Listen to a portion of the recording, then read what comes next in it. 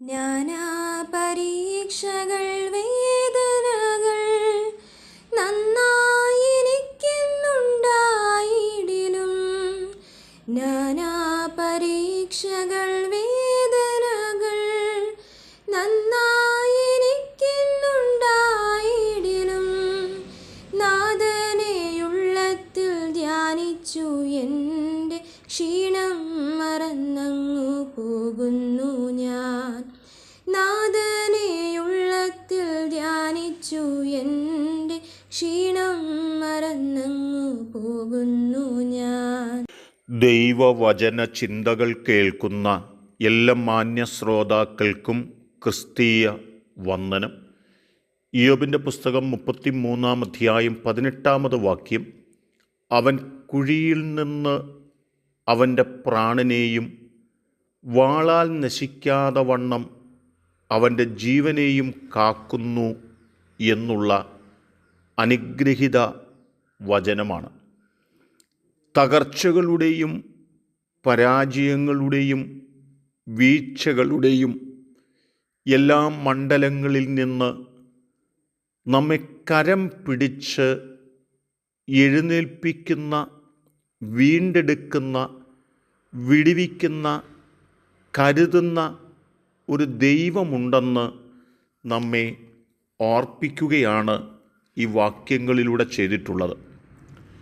Daniel പ്രവാചകൻ്റെ പുസ്തകം 6-ാം അധ്യായം 10-ാമത് വാക്യത്തിലേക്കും 20-ാമത്തെ വാക്യത്തിലേക്കുമൊക്കെ കടന്നു വരുമ്പോൾ ദൈവത്തിൻ്റെ ദാസനായ ദാനിയേലിന് വിരോധമായി രേഖകൾ എഴുതപ്പെടുകയും വിശന്നലറിക്കിടക്കുന്ന സിംഹത്തിൻ്റെ കുഴിയിലേക്ക് ദാനിയേൽ അകപ്പെടുകയും ചെയ്യുവാൻ തുടങ്ങുന്ന ഒരു വല്ലാത്ത പശ്ചാത്തലത്തിൻ്റെ നടുവിലൂടെ കടന്നു പോകുമ്പോൾ തന്നെ രക്ഷിപ്പാൻ കഴിയുന്ന ദൈവത്തിൻ്റെ സന്നിധിയിൽ താൻ ആഴമായി പ്രാർത്ഥിക്കുന്ന പ്രാർത്ഥനയാണ് അവിടെ രേഖപ്പെടുത്തുന്ന ഒരു വാക്ക്.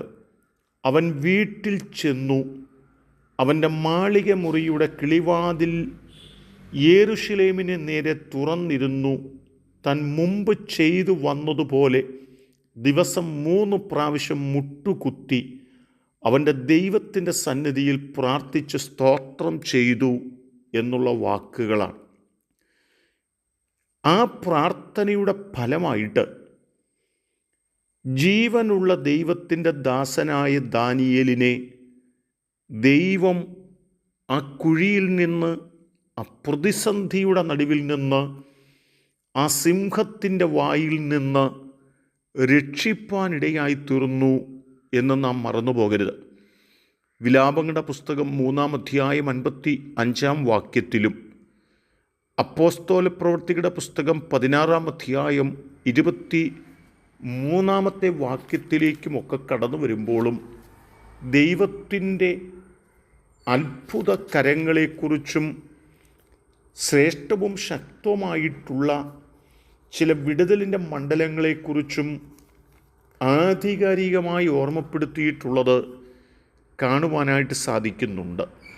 ഇവിടെ പറയുന്നതും പൗലോസിൻ്റെ ജീവിതത്തിനകത്ത് ഇനി രക്ഷപ്പെടുവാൻ കഴിയുകയില്ല എന്ന് ചിന്തിച്ചു പോയതായ ഘട്ടമുണ്ട്.